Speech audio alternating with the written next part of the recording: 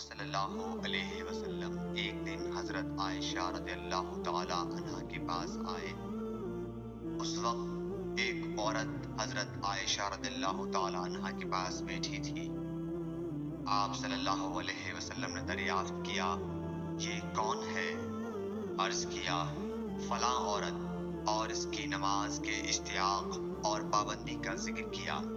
آپ صلی اللہ علیہ وسلم نے فرمایا، ٹھہر جاؤ، سن لو کہ تم پر اتنا ہی عمل واجب ہے جتنے عمل کی تمہارے اندر طاقت ہے۔